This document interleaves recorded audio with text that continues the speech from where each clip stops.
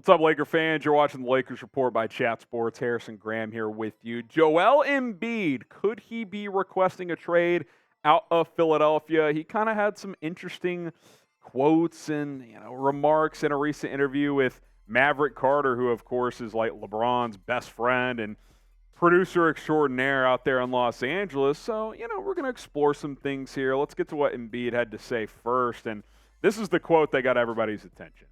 I just want to win a championship. I don't know where that's going to be, whether it's in Philly or anywhere else. I just want to have a chance.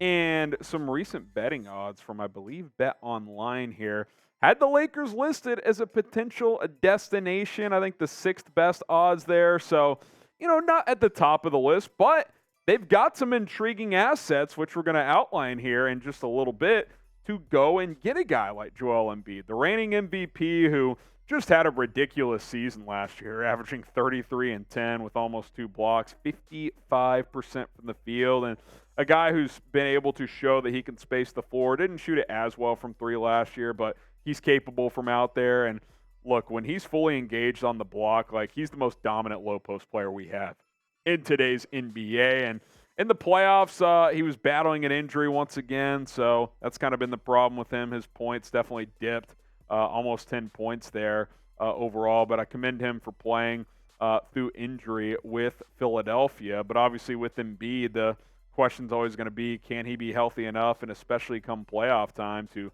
play at that MVP caliber level? You look at Embiid's remaining contract here, a lot of money, right? I mean, you're looking at 4 years and quick math off the dome, I mean, $200-ish million dollars, player option of 58.1 in that 26-27 season. So it's a monster financial commitment. There's no doubt about it. But look, I mean, if you put it in a vacuum, would you rather have Joel Embiid or Anthony Davis?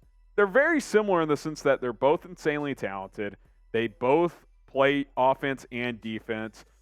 Embiid, I think, is a more dominant force offensively, and they both have injury question marks. I think there's truth to all of that. Now, to be clear, I don't think Embiid prefers going somewhere else. I think he wants to be in Philadelphia and win there, and I think he'd like to be a Dirk of that franchise, right? A Kobe of that franchise, in the sense of, yeah, I stuck it out here and won a championship here. But like we're seeing with Damian Lillard now with Portland, eventually these guys want more. Like, they just want to win more than anything else. And the Sixers have not even been able to get past the second round. If they have a first or a second round exit next year and under new direction with Nick Nurse and there's James Harden drama, Embiid could just say, screw it, man. I'm going to be 30 years old and I gotta chase what I want at this point in time. Here's Sam Amick of The Athletic saying, as for the question of whether Embiid might be trying to leave Philly anytime soon, a high-ranking Sixers source told The Athletic that Embiid nor his representatives have not shared any such message with the team.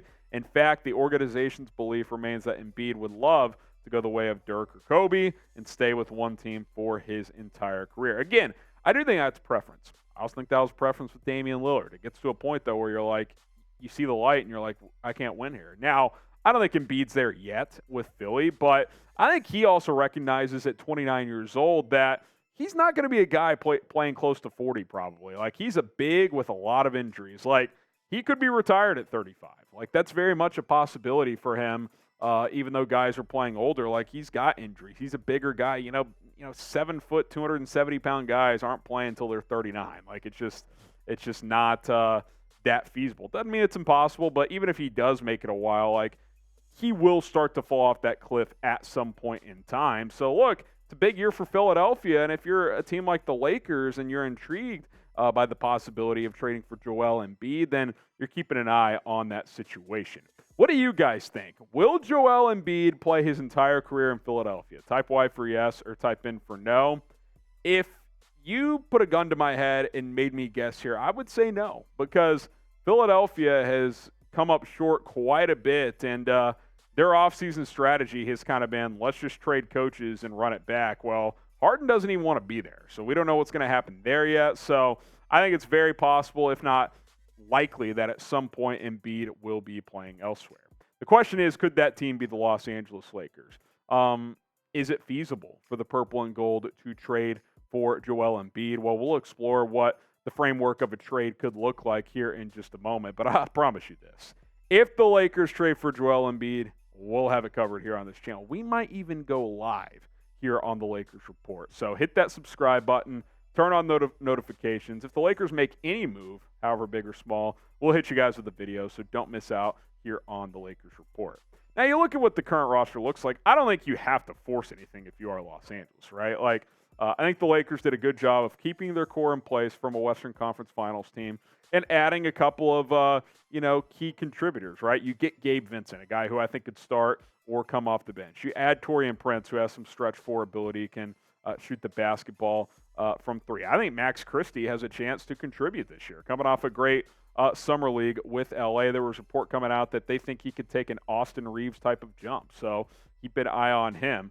But here's what's interesting as well. Embiid started a new media company earlier this summer in partnership with LeBron James and Maverick Carter. So you've got that relationship built in place. And producer Coop, tell us a little bit more about this situation. Yeah, I was going to try to pronounce it. I think it's miniature Giant. I know it's French, I believe. Okay. We have Sam Brown here in the office, who's a French guy, so he would know. But I think this is interesting, and it's something that should not be understated. When people are in business with LeBron and Maverick Carter, that can translate into all facets of life. So maybe it happens on the basketball court. Well, we'll have to see. Well, and look, here's the reality. Even though it's easy for these guys to travel coast to coast with how much money they have and resources, if you get involved in Hollywood, you know where it's nice to live? Hollywood. It's a lot easier. So I think that's something that has to be considered as well. Now, here's the one question mark is if you're the Lakers and you're going after Embiid,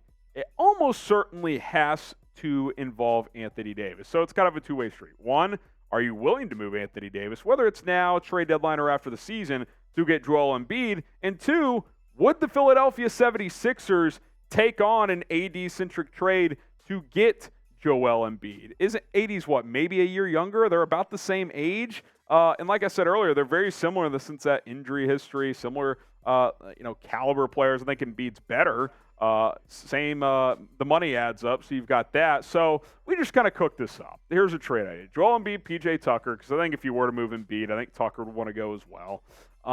Anthony Davis, Austin Reaves, and a first-round pick. Look, man, I think Embiid is a better player than Davis. And, you'd probably have to give up Austin Reaves, and you'd probably have to throw a first in there. It's not a massive extra to give up, but I know Laker Nation's high on Austin Reaves. Comes down to this, really. Would you rather have AD and Austin Reaves or Joel Embiid and PJ Tucker? I wouldn't worry too much about the first. To be honest, it would be a future first. But that's a tough question. If you're trying to win with LeBron, I think you'd rather have Embiid and Tucker because they're ultimate win-now pieces. If you're thinking post-LeBron, you'd rather keep AD and Reaves because Reaves is a 24, 25-year-old guard who has good potential. But I always say this. Don't get obsessed with role players when you're involving trades for superstars. I get Austin Reaves is a really good player, and he's trending up. But if you think going from AD to Embiid gets you closer to a championship and that trade's on the table, you obviously have to consider that, especially if GM LeBron is involved.